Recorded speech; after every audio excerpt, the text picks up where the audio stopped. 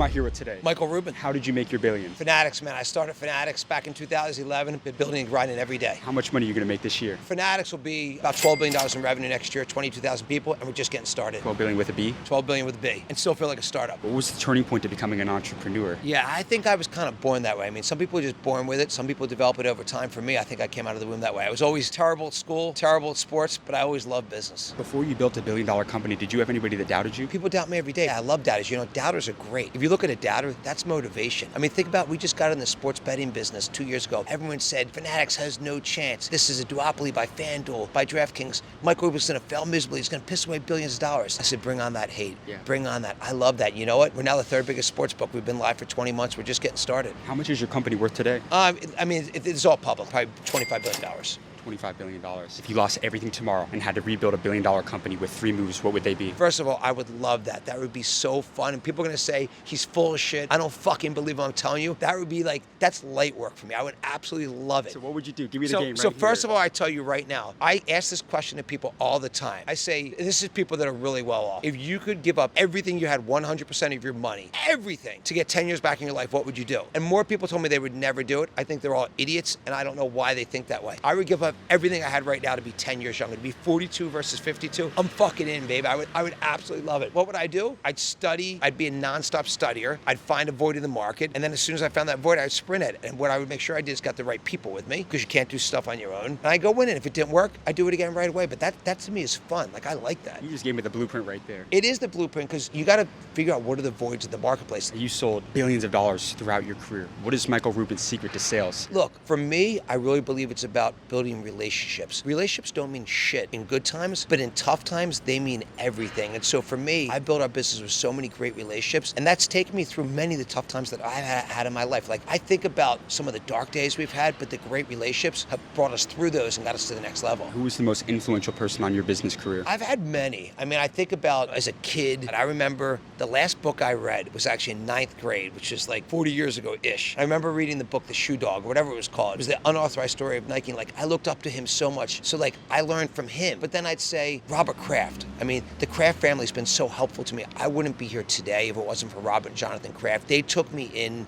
15 years ago when I was just getting started with Fanatics, and they were so helpful to me. And again, they didn't want anything from me other than to help me build a great business for fans and a great business for the NFL. But they just invested so much time and energy. And you know what? You can't have real success without having people really help you. And don't be scared to ask for help. Like, so many people are scared to ask for help. I'm not. I ask for help every day today. And people ask me for help every day today. And that's great. I was just up in my office literally hitting so many people that are coming to Fanatics Fest saying, hey man, thanks for coming. It means so much to me. And they're like, hey, thanks for having me. It's like, I love those relationships because they're authentic. Because like, I want to show appreciation and love, and they're showing appreciation and love. Why do you think so many people are terrified to ask for help? Look, my belief is most people are actually scared to fail. And if you're scared to fail, you're never going to be that successful. I like to fail because each failure leads to the next success. And that's not like bullshit. That is factually the way it works. I can go through and think about when I ran out of money at 15 years old. I had creditors knocking at my door every day before I go to high school. And then 6 months later, I get myself in the close-up business. And a few years later, I'm doing $100 million, making $10 million a year as a 21-year-old buying and selling closeouts. So like, you have to embrace failure.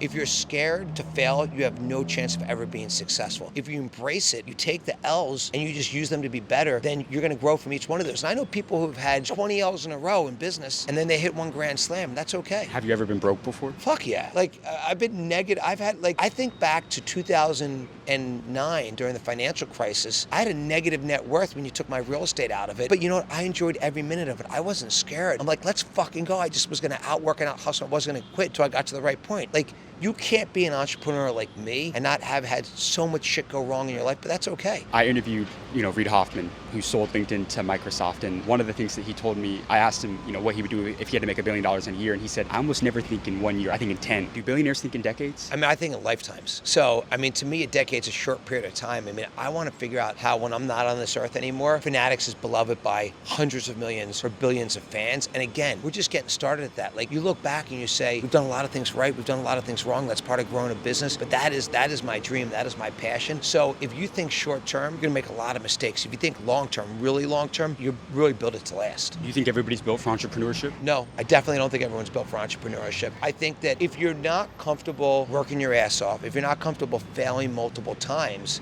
everyone doesn't need to be an entrepreneur. I think people that watch your show, they're built for this. They want to learn from this. So I think you have that mentality. You're always learning from everybody around you. You're always, just gaining information. You're going to out hustle, out work. I think you got a real shot, but it's definitely not for everybody. If you died tomorrow and you had one more guiding principle to leave with the younger generation, what would that be? Love doing what you do. Life is too short. If I'm dead, that means life wasn't long enough. You have to love what you do. I find so many people who are like, they don't like their job. They don't like this. You get to live one life. You gotta love every fucking minute. Like, you can see how passionate I am, how much I love this. I'm the same way I've been since when I was that 8-year-old little kid selling trading cards or selling snow shoveling door to door. You have to love what you do, and I love what I do. You got incredible advice, my friend. Thank you so much for your time.